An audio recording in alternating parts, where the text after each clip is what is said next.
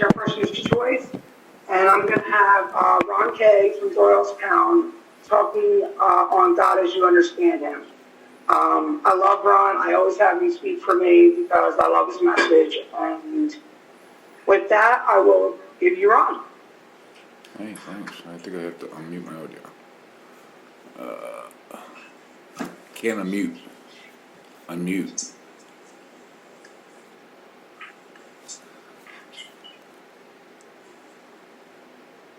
Can't unmute. I'm trying to unmute it. You gotta power it. Unmute my audio. The host. Tom, you're muted.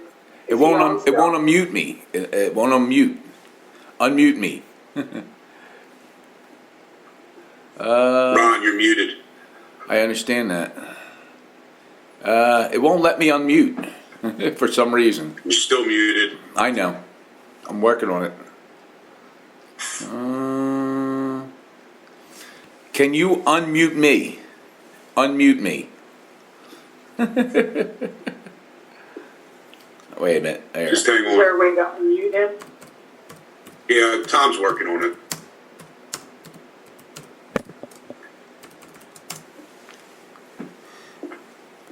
It's not working. Somebody. Aha. There we go. Thank you. I was clicking the button. It wouldn't unmute. My name's Ron. I'm an alcoholic, and that's man. Zoom is a challenge. It kicks my butt, and you guys got me up here 7 o'clock, 7:15 in the morning. Oh my God, I got to sober up quick, huh? Well, I'm an alcoholic. I got to talk on God as I understand Him, and I'm thinking to myself, there's two rules to life. You don't talk about religion or politics, right? So now I got to talk on the subject, and it's guaranteed to ruffle some feathers if you're like me. When I got sober, I don't believe that I was looking for a higher power or a God of my understanding. I just wanted to stop the pain and suffering. I wanted to stop all the bad things, or so-called perceived bad things that were happening to me. Psych wards, prisons, ICU, you name it. Psych ward's my favorite. A lot of bad things were happening as a result of my alcoholism and the progression of it.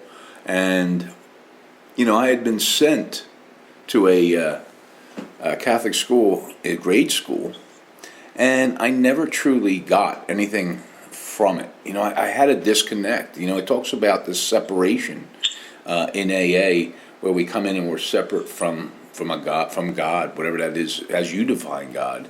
And I never could connect. I remember just going through the motions and really hating everything about it.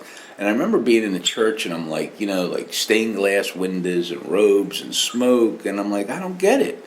And other people had no problem with this. They just grasped it.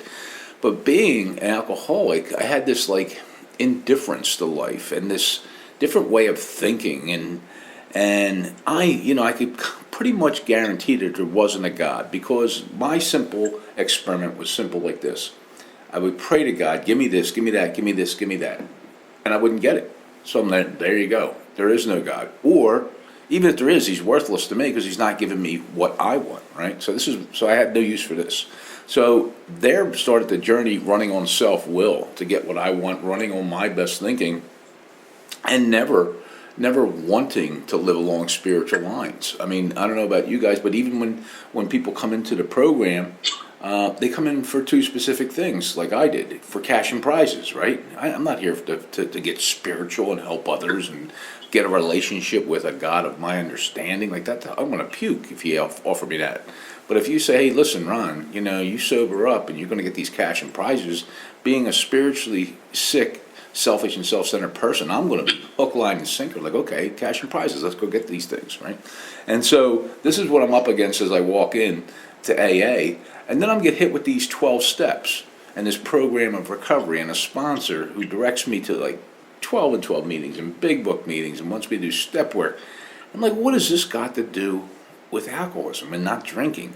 But I'm so desperate at this point, and this is, I got sober April 15th, 1986, and I even hate to say I got sober because I had nothing to do with it. The two things in my life the two things I didn't want. I didn't want to be alive, and I certainly didn't want to be alive and sober, right? If I'm going to be alive, I want to be drinking. And I would come into AA, and I would see these people, happy people, sober people, and I'm like, man, you can't possibly be like me. You can't well, I couldn't understand it. I'm like, wait a minute. You want to be sober on purpose. Like, I'm mandated. My life depends on, my freedom depends on me staying sober, and I have to do AA. So I was not a happy camper walking in the doors of AA. And we read at every meeting, how it works. And it says, remember that we deal with alcohol, cunning, baffling, and powerful. Without help, it is too much for us. But there is one who has all power. That one is God. May you find him now, right? Think about that. And I'm thinking, well, how much do I really need this God thing? I don't know. And I really, in my mind, and I'm going to give you my conception of it today. Like, God as I understand him, what I realized is, like, I don't understand God. And I don't have to understand God. All right? That's really important, because I wanted to figure it out, and I had to understand it. It had to make sense to me. And we talk about having faith. And so faith, but I want to prove it. In my mind, like, I'm looking at all the different religions, and I'm saying, well, everybody thinks they have the right religion, but it's right for them. But God is present everywhere in this world, but I can't prove it physically. I want some kind of physical proof. And what I've come to realize is that what I can't prove, as I go through these steps and as I take these actions, things start to transform, and I get in touch with a power that enables me to not only expel the alcoholism, but the thoughts, the minds, the resentments, the fears. All through these steps, it's always saying, go to God. Ask God, please remove my anger. How can I be helpful to this person? Running on self-will, rely on God. And there's one line, I'd like to read this because it's actually on page 68. And if you listen to the wording, it says, just to the extent that we do as we think he would have us, and humbly rely on him, does he enable us to match calamity with serenity. And the wording is like, it's not that I know what God wants me to do, but what would I think God would want me to do? So I want to live by my own set of morals or principles, right? And live within them. So each person's going to be different. What they can do and how they live and what they perceive right, wrong, good, or bad. And if I had to really simplify what I think how God would have me be, would be, I don't do anything today that I can't tell my wife, my kids, my grandkids, my next door neighbor, a police officer, a judge, just anybody. Like this is where I know my internal compass knows right from wrong, good from bad, what I should be doing.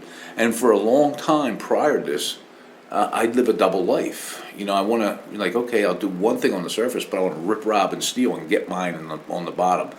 And I'm wondering why I'm tortured and I'm disconnected from others, and my personal relationships are failing, and my financial relationships, and my business relationships, and my jobs, and I can't get along with other people because I'm driven by selfishness, and I truly don't understand how that's impacting my relationships with everybody and everything that as I go through life. The moment I start to apply spiritual principles in my life and change how I'm showing up to the world all of a sudden starts treating me differently. The amazing thing, the joke that what I learned in AA and these spiritual principles is that I have to put the welfare of others ahead of myself. That's a tough sell. And I've learned that in AA, and I learned how to take these into my personal life. And I say to my wife every day, I say, is there anything I can do for you today? And so I bring that to my marriage, and she says the same thing every day. She says, it's not like you're going to do it anyway. I said, listen, it is truly the thought that counts. But I have to remember that. Like, what am I bringing to the relationship? When I go to a meeting, oh, this meeting's terrible. No, Ron, what are you bringing to the meeting? What are you doing? Okay, when I go to work, oh, I don't want to go to work. My coworkers, my boss, whatever. What are you bringing to work? I ask them, is there anything I can do? And it's amazing, as I live this spiritual life, these personal relationships flourish. I wind up getting promotions at work, like because I'm a team player, and I'm coming to see what I can give instead of what they're giving to me. And I'm not restless, irritable, and discontent because I'm not trying to get anything. I'm trying to add as I go through life, relying upon God and trusting that if I live clean and I live spiritually, everything will work out. And in my life, I have this relationship with this higher power that is critical to serenity in my life, despite whatever's going on externally, which I always thought would be impossible. In other words, if things are not going my way, I would be having a bad day or a bad life. And what I've come to find out is that pretty much life is completely about not going my way and not getting what I want and having to deal on life's terms. So I've experienced so many family deaths, illnesses, addictions.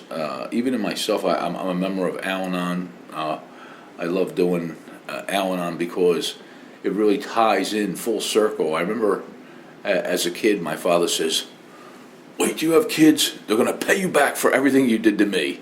And I remember thinking, yeah, right. And I had these kids, and I still have these kids, and I have grandkids today.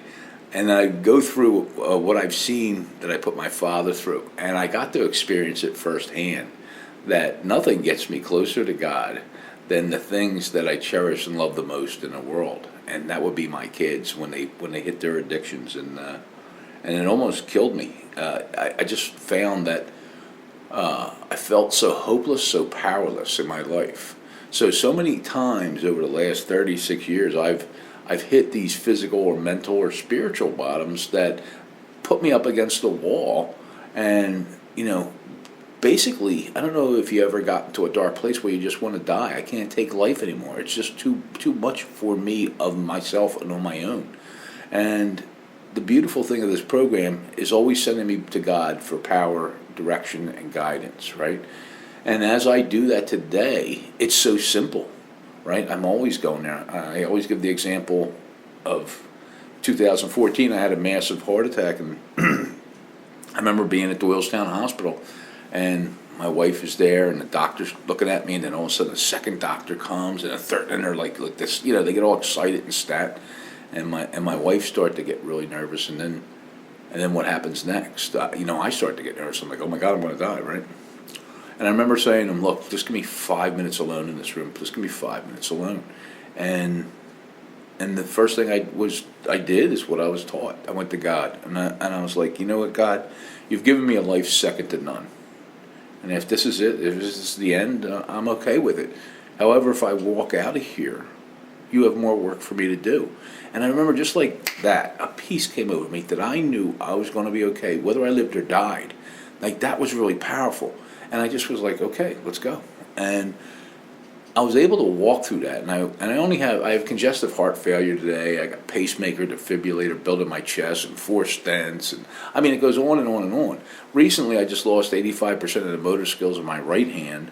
Went through 5 surgeries and a nerve graft, and I was able to do that with absolutely no pain medication at all, just relying on my higher power. So that's what it does in my life.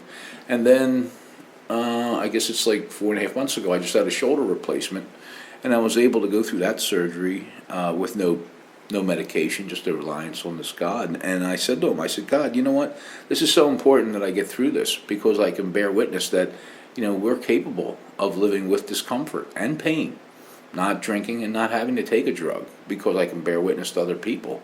And I knew that was important. Maybe that's the reason why this happened. These are all areas of my life that I'm constantly going to God. I have children that are in the program, and if you know anything about people in the program and not following direction and getting cured after a few years of sobriety and maybe some medical marijuana maintenance program and crash burn fail, and back to God again. I'm like, "God, help me just walk through this. Help me get through this, and help me just show up and be kind and loving, and show me how to live and what to do." So I'd like to tell you that everything in my life has gone my way, and that's not been a reality. But I've been able to live a happy, joyous, and free life as long as I am connected to my higher power, have these 12 steps in my life, and practice them on a daily basis. And even today, like what my life looks like, the freedom that I get because of this, and all when I walked through the doors of Alcoholics Anonymous, I thought this was not even that important. Think about that. I was like, this is not something I'm looking for, right? And it says in our second step, it says, came to believe that a power greater than ourselves could restore us to sanity. if I can't identify that I'm insane, and I really didn't think I was insane, even though I had been straitjacketed at a mental institute, I thought I was sane. And I'm thinking to myself, the insanity came in that first step, right? The thinking that I could do it over again, or it's going to be different this time, or I can someday control and enjoy my drinking, drink like a gentleman, and that's a form of insanity. And I could not expel the compulsion, the mental part of this disease without this relationship with this higher power. And as I go through these steps, and I get to step 11, and it says, sought through prayer and meditation to improve our conscious contact with God as we understood Him, praying only for the knowledge of His will for us and the power to carry that out. If you listen to the wording of that, sought through prayer, that's an action word. I mean, I want a relationship with God, but I don't actually want to work on this relationship. And that's what step 11 really explains to me and directs me, that I have to work on this and work on this relationship. And the goal for me was to seek this conscious contact with a God of my understanding until it becomes unconscious contact, till I realize and feel that God is with me everywhere, which He's always been. And I love that. I can't say anything better than that Footprints in a Sand poem, where there's two sets of prints and then there's one set of prints, and the guy says, Lord, you left me when I needed you the most, and He says, no, that's where I carried you. And if I look at my life since I've been born to this very moment, I'd like to take credit for my life, but honestly I can't, because I've been carried my entire life. It's just, they always say, oh, just trust God and it'll all work out. And that is so true in my life. I mean, I just got to surrender my will, my thoughts, my desires to God, and Thy will, not mine, be done. Right? So if I can do that, which sounds simple, but it took a series of surrenders in all different areas of my life, surrendering every way, financially, and physically myself, physically my loved ones, deaths, and all the types of hurdles or struggles of life on life's terms. I love that saying, or I hate that saying, really, when people say, when life gets lifey. If you're like me, man, you wake up in the morning, life is lifey, man. My wife always says to me, how do you wake up like that? My mind's like, blah, blah, blah, blah. Anybody have that kind of head where you get up and I have to get it rearranged and on target? I mean, I got I'm looking at the Zoom and there's 15 squares. I got 15 squares in my head. So, if you have that, welcome. The only way to quiet that is that peace and that serenity, and that we want to acquire, which is always fleeting. I have it momentarily in the beginning, and I get these quiet times. And once I can get to them and I can achieve it in the smallest, maybe 10 seconds, 50 seconds, 2 minutes, 10 minutes, and then I can build on that. Today, my favorite times in the day are nighttime when everybody goes to sleep, and early morning when everybody's still asleep, where I have that quiet and peace, and I can just be I can meditate and just be alone with myself. And that was something that was terrifying before. Alone with me and my mind, it'll kill me. And that's really, when we first get into AA, oh man, the affliction is internal. It's me on me, thinking about me. And as I slowly shift me to others, to this relationship with God, and just trusting in God, I start to experience the freedom and the joy of living. And so every area of my life, I've never been able, even when it talks about fear, when we do the inventory of the resentments, I need God to remove the anger, right? But in fear, it says, because self-will has failed us, right? And so I got to rely on God again. My thinking mind, my human mind, my alcoholic mind says, well, if I have a fear of money, just get a lot of money, and that'll solve the money fear problem.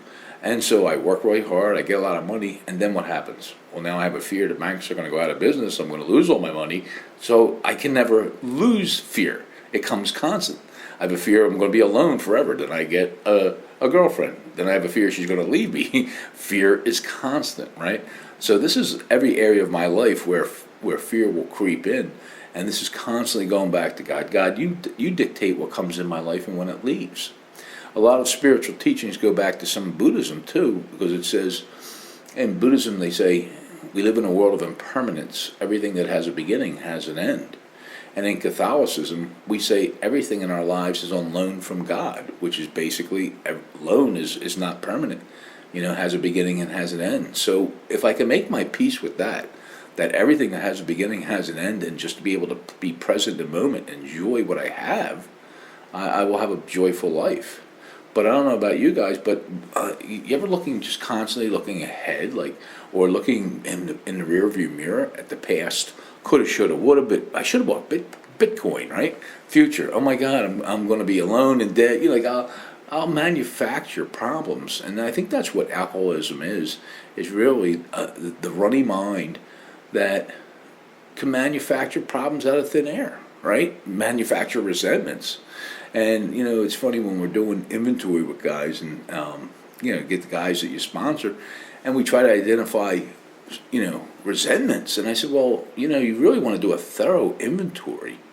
Just make a list of everything that you see wrong in the world, and there's your resentment list. And they're like, oh my God, there's so much. Well, I said, according to our book, it says we got to quit playing God and let God run the planet, right? So, today I don't question. I'm like, you know what? It's all part of God's plan. I can surrender and be like, okay. And so there's a shift in my thinking that I no longer live in fear of the outcome of whatever that looks like. Even when I put it on the TV, you look at the economic insecurity, the world's crashing, everything, doom and gloom every day, and it's been like that forever. If you just turn that off, I'll give you a little trick. Watch it. Try 30 days watching nothing but the tennis channel. It's always sunny and everybody's happy playing tennis. And that's the true reality. And the guys I sponsored, that I said, when they call me up and, Ron, you know what's going on in the world? I said, yeah. I said, I have a simple way of knowing what's going on in the world. I've lived in Doylestown in this house for 30 years. I said, I walk out my front door, I look to the right, I look to the left, and look straight ahead. That's what's going on in the world. And for the last 30 years, it's been the same. But if I put that TV on, the world is ending, and my self-centered fear will kick in, right? So sometimes I have to pray to God, give me the sanity to not buy into this insanity and fear, right? How can I? It's gonna harm my helpfulness to be of service to others if I'm consumed with self. So that's just my experience. And today, I have this relationship that I don't have to define this God. I don't have I wish I could tell you that I understood and I had this mental image. But that was the beautiful thing, is that I don't have to understand God. I don't have to have this image. I just have to rely on this power and not identify it. Anyway, I think I'm out of time. I'm at 7:45, and Rachel said they'll take my coin if I don't shut up. So I could go on for days about AA and how it's transformed my life and how I'm able to live and play free today. And it's there for any single person that adopts these 12 steps, gets a relationship with a higher power that will solve all your problems. Because that's one of the biggest promise I found in the big book is the bottom of page 42. Quite as important was the discovery that spiritual principles would solve all my problems, not just my alcohol problem. And that's been my experience. Every time I have a situation or a problem, I go to God. And so that's about it. Thank you. Thank you, Ron. That was awesome. I love you. Okay, I got some reading to go on. Let me just interrupt for 1 second, Rachel. Ron, do you want to call on people, or do you want us to take care of that? Oh, I don't care. I don't care either. Make a decision. Whatever makes you happy. I don't care, really. All right, You do Rach, it. you want to call on people? No, you can. Okay, thanks. All right. If you're struggling with a drink or something that may lead to a drink, we encourage you to share. Today, Donna is chatting women and Colin's chatting men. Please limit your sharing to 3 to 5 minutes to allow as many possible to share. We will gently remind you of the 5 minutes to wrap it up. Our chatters will reach out to you for support if you need it. We encourage you to stay after the meeting for fellowship if you need additional support. All right, Tom, you're up. Thanks, Rachel. Ryan, can you transfer that host back to me if you know how to do that? I made you host instead of co-host. Mm-hmm. If you click on my name and then make me host. Dave, you're up. Somebody's going to need to unmute you until I get my host back. Yeah, I don't know how to do that, but Dave. Okay, go ahead. All right, Dave's on mute. Can you hear me? Yeah, let me fix this first, Dave. Click on my square, Ron, and it'll say make host. The three dots. Gotcha. Okay, There you go. thank you. Got it. Go ahead, Dave. Great. First of all, I'd like to thank Rachel for her service this month and for picking such a great speaker. I met Rachel and Ron both in my very first year of sobriety. Ron, I had no idea you were such an orator. I would have loved to have had you speak for me a few times. It's ironic. I'll try and be as short as I can. I hadn't talked to Ron in a long time. And another person in this room that just celebrated with us this week, it's actually the same sobriety date as mine, had just lost his wife. My wife had passed last year, and I was on a motorcycle ride, and I had my Bluetooth on, and I just decided to call our friend Ron and say, I'm thinking about you. If there's anything I can do to help you get through this terrible time, let me help you out. And I ended up hitting Ron K here's phone number instead. And I thought I was talking to Ron S, and I had Ron K, and he didn't have a clue as to what I was talking about. And I said, well, I was just calling to give you some support over the loss of your wife. And he said, my wife's sitting right here. So I said, well, geez, who is this? He says, well, it's Ron K. It's good to hear from you, Dave. So it was really ironic. It was nice we had a chance to chat for a few minutes. The Bluetooth comes and goes, so we didn't get a chance to talk for very long. But he did give me a little bit of his words of wisdom, which I find to be, very, very insightful. I won't take up any more time, but I just thought it was pretty ironic that we had two of my favorite Rons on today. Thank you. Thanks, Dave. Lori, you're up.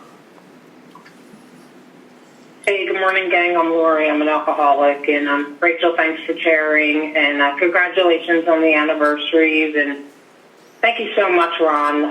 What I thought of the whole time you shared is I remember when I first came into the rooms of Alcoholics Anonymous being told something along the lines of, if you stick around long enough, like you're going to hear somebody tell your story or parts of your story, and the message for me was like that, to identify and not look for the differences, but look for the similarities. And having said that, I feel like I could just say to your message that you just gave, ditto, ditto, ditto, ditto, ditto. I mean, everything from walking in the rooms of Alcoholics Anonymous and not coming in to find a God or a power greater than yourself, that whole thing, and then the feelings about the religion, to the footprints in the sand, to not having to have this conception of a higher power in this pretty little package, because I certainly don't, and what I've come to learn is,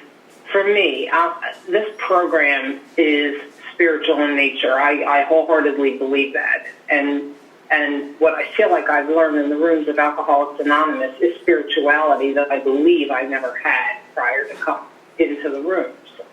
I had religious upbringing, but I didn't feel like I had that spiritual connection.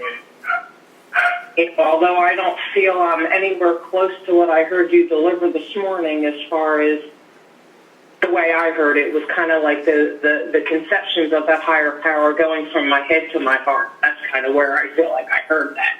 I'm not quite there yet where I feel like I heard you talk about where you are, but that's my goal. That's where I want to be. I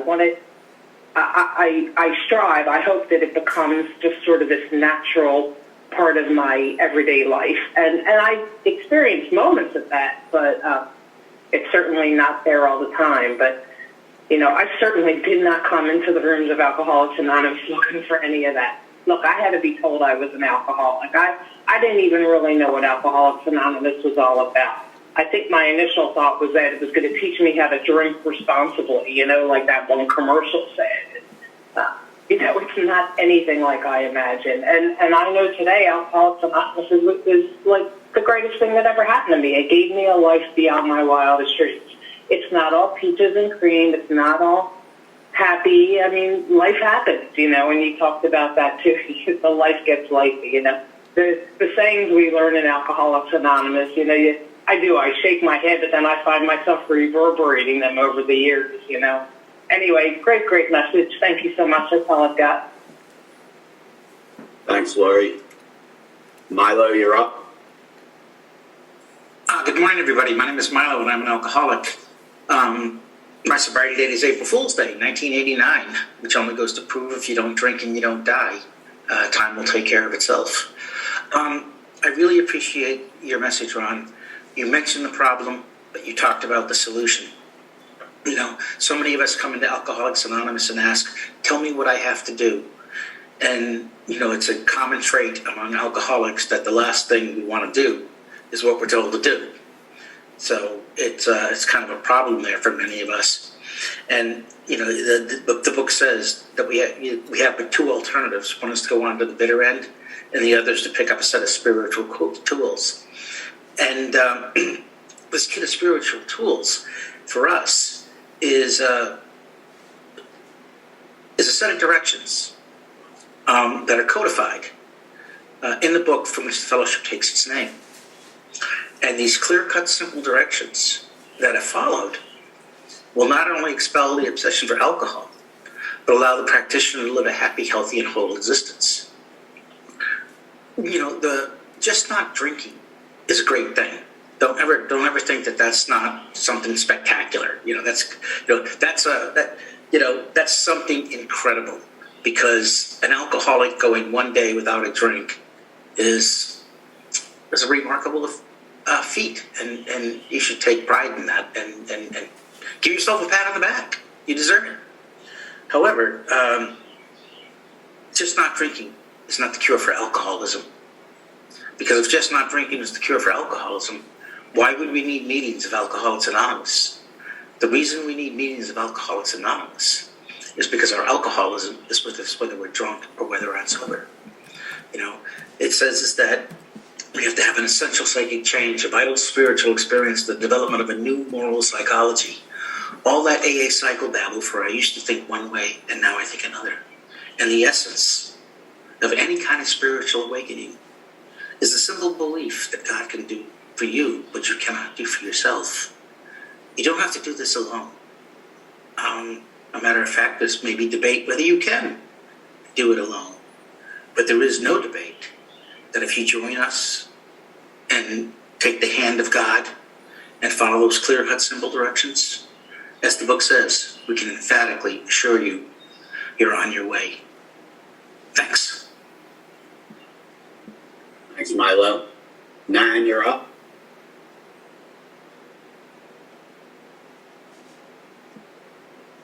You have to unmute yourself, Nan.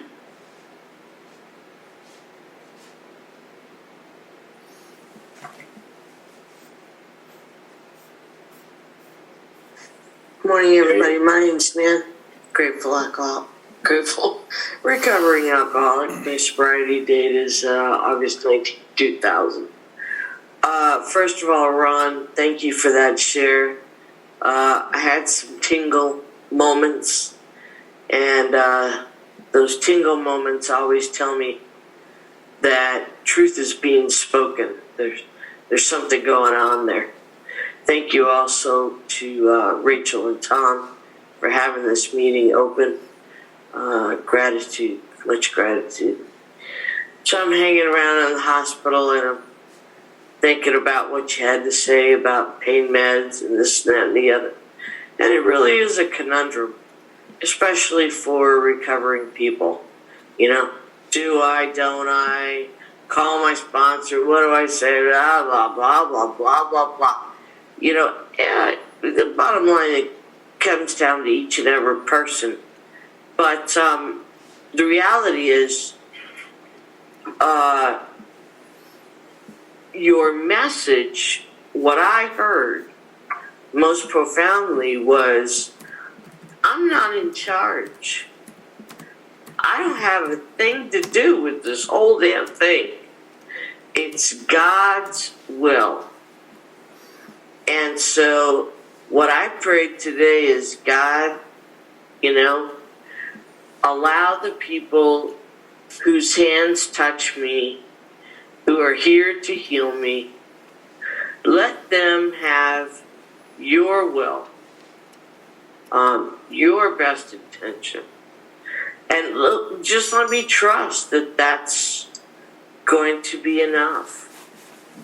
That the healing is going to come from a spiritual place within.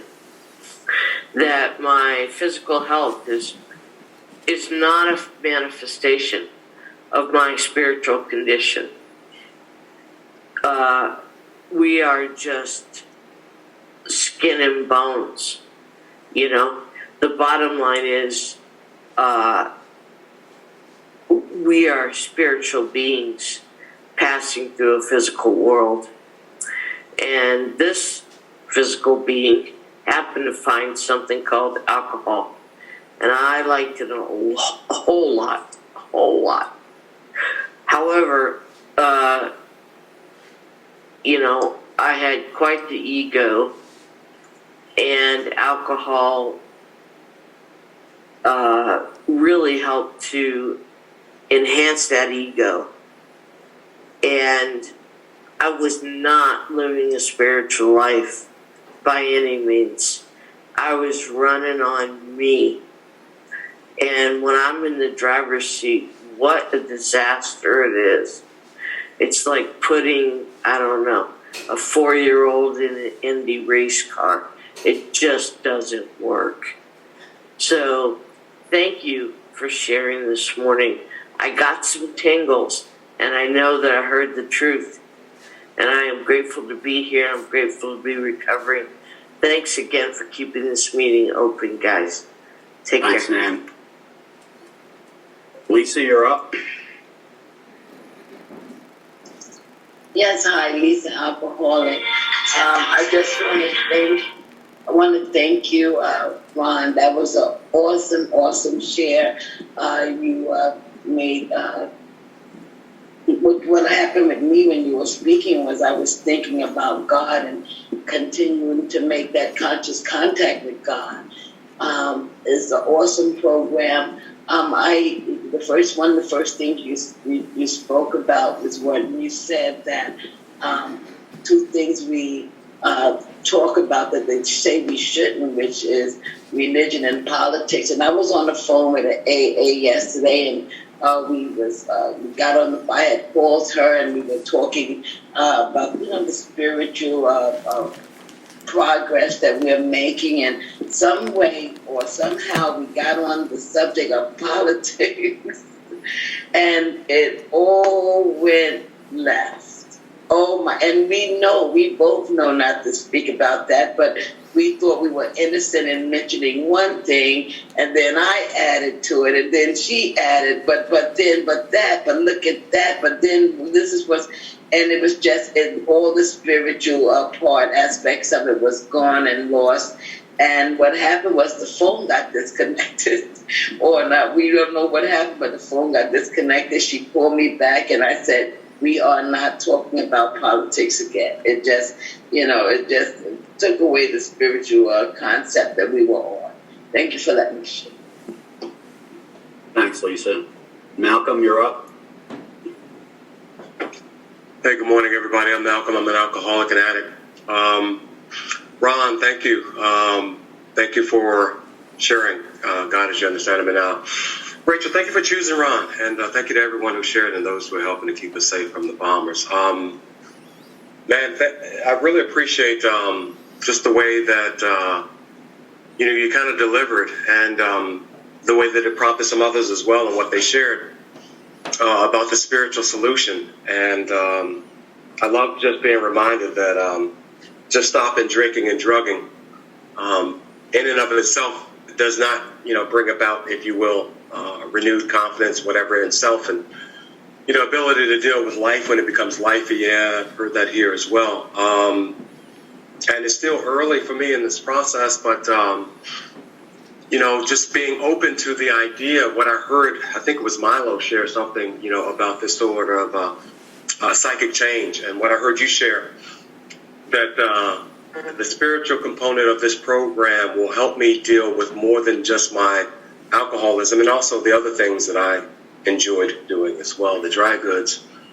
And it's like antithetical for me and a huge paradox because, it was like 7.5 months ago when I had my last drink of drug. But, the last few days have been sort of lifey, if you will, dealing with anger and resentment and hearing this message and some others who have actually spoken with me as well, that what I need to do is pray for the source of my anger and resentment that hasn't eaten my lunch, but has definitely taken a little bit more of my, mental capacity, if you will, than I prefer. But my sponsor also telling me, pray for your father, man. And this is nothing new. He said, pray for him for the next 17 days. And I feel like I need to talk about that because that's the last thing I want to do. It's the last thing I want to do. Feeling justified with righteous indignation and righteous anger. And I'm grateful to have this program and hear messages like this and be willing to try this paradox, Let me just pray for him. And remember what I've heard some of you guys say. Bless him, change me. Bless him, change. And that's not natural for me. It's just not. But I'm grateful that I'm getting a shot to, practice it and see what happens, Be open to when those footprints disappear, And I think, I've been abandoned. And the reality is that he's still with me. Tom, thank you for what you sent me. I appreciate those words. I needed to hear that. And trust that this process is working as long as I don't pick up a drink or a drug and that I'm right where I'm supposed to be. So, look, thank you guys for being here and thanks for letting me share. Thanks, Malcolm. Scott, you're up. Thank you, Tom. Ron, it's great to hear your message. I haven't seen you in a while. I always enjoyed your message, and I've been wrestling with what to do on Thursday nights. I think I'll be hitting your meeting. It's interesting. I've stopped watching the news. I took my cable away because I don't need to hear all that. It just, and your point is so true. It's like in terms of what's going around me is really what's going on around me. It's not all this other stuff in the world. I just got done with chemo treatment at the end of May. I found out I had cancer back in early February, and I just basically went on autopilot. I put my life in the hands of the doctors and my higher power. When I was in the hospital, I spoke to a chaplain quite often. I dialed into this meeting in the mornings. I dialed into another meeting in the mornings. I read and prayed and just and it's amazing how I got through that. I didn't get sick. The pain went away early. And trusting God and now it's interesting though. I got through it, and I'm trying to get back on track. And like I said, I'm doing one thing. I'm not listening to noise out there in the world, but I'm trying to manage things, and I need to turn it back over again and trust in God, like you're talking about. I always enjoy seeing you and hearing your message and talking to you. And thanks for sharing today. Thanks, Scott. Gail, you're up. Keep in mind we got 4 hands and 8 minutes. So. Yes, good morning. I'm Dale, and I am an alcoholic. It's great to be here with like-minded people. Ron, I've been blessed with meeting you early in my sobriety as well. Freedom through the groups, or freedom through the steps, has brought me to this group of fellow members of Alcoholics Anonymous. And the way you just outlined how this program works in a spiritual manner was spot on for me. I came in and I was very confused and I was very alcoholic. So for this individual, everything I heard was a little step or a taste of life. I'm just, a member that was a witness that when you follow the program through the book and through a sponsor, you can, overcome all these challenges. Fear was certainly a big base in my life. Rejection, reflection, everything that you had mentioned. The loss of a son, I went through that as well. But today I'm blessed and I realize that the time that I was given with him was the time that was, most essential. All the rest is just, spiritual realms. I also, participate in Buddhism. So for me, I love everyone. The opposite of love is indifference. I no longer see that, Alcoholics Anonymous is a program of fellow members that, come to that turning point. And it's funny because that's what a meeting earlier this morning was all about. And when I came to that turning point and I stood there and I had no reflection, I truly could see that I had exactly what you said. I had a vision to the left, a vision to the right, and I had straight forward. But as long as I speak from my heart and I come to use with honesty, I can do whatever is put in front of me. And that's the spirit of the higher power. So for this individual, I pray to my son Ray. And when I say I pray to Ray, he's my guardian angel. So therefore, no matter what y'all believe in, may your higher power keep you safe and sober through this powerful holiday weekend. And may we all be blessed with sobriety. I love and need each and every one of you. Thanks, Dale. Joy, you're up.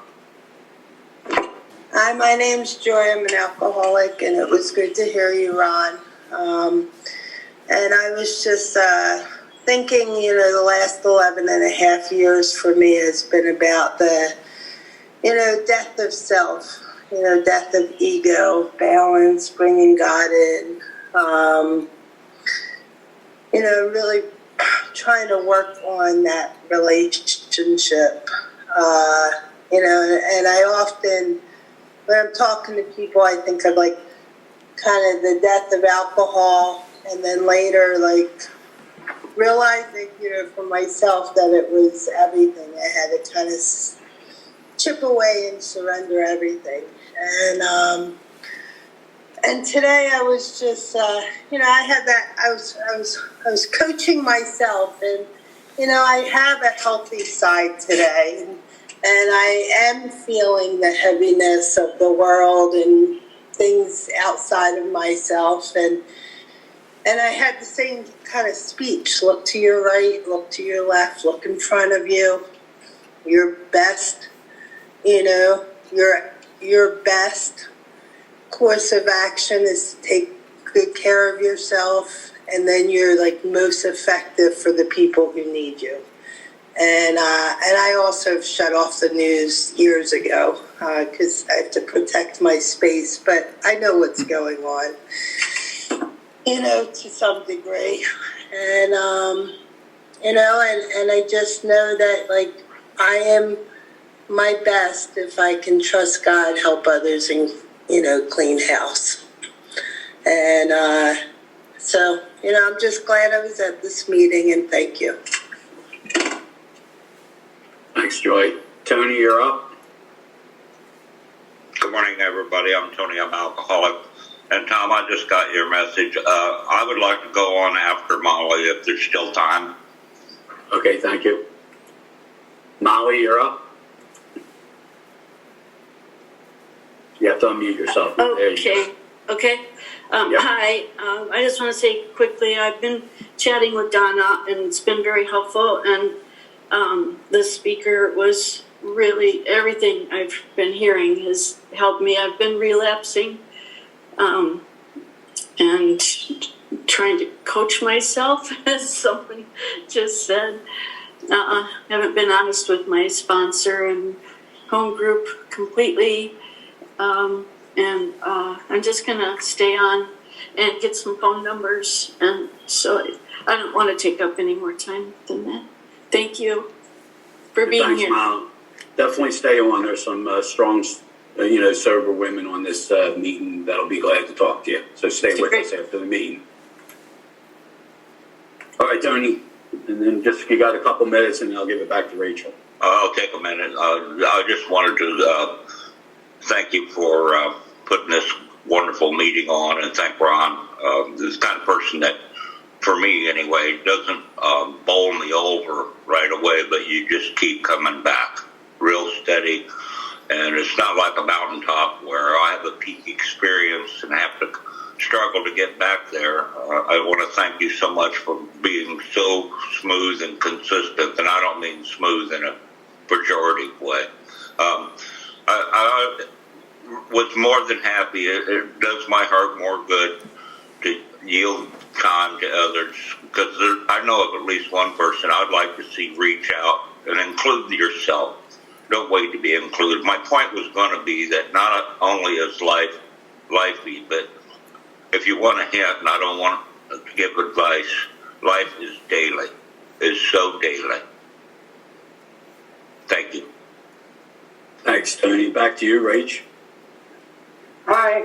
Hi, my name is Rachel, and I am an alcoholic, and we have Joy reading the non-stop promises.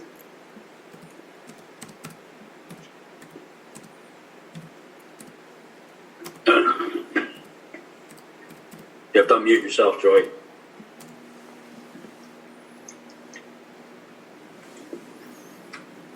Unmute, find the picture. I'm sorry.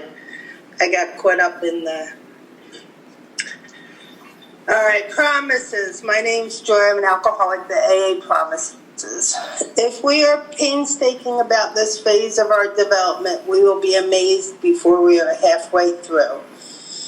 We are going to know a new freedom and a new happiness. We will not regret the past nor wish to shut the door on it. We will comprehend the word serenity, and we will know peace. No matter how far down the scale we have gone, we will see how our experience can benefit others. The feelings of uselessness and self-pity will disappear. We will lose interest in selfish things and gain interest in our fellows. Self-seeking will slip away. Our whole attitude and outlook upon life will change. Fear of people and economic insecurity will leave us. We will intuitively know how to handle situations which used to baffle us. We will suddenly realize that God is doing for us what we could not do for ourselves. Are these extravagant promises? We think not. They are being fulfilled among us, sometimes quickly, sometimes slowly. They will always materialize if we work for them. Alcoholics Anonymous, page 83 to 84.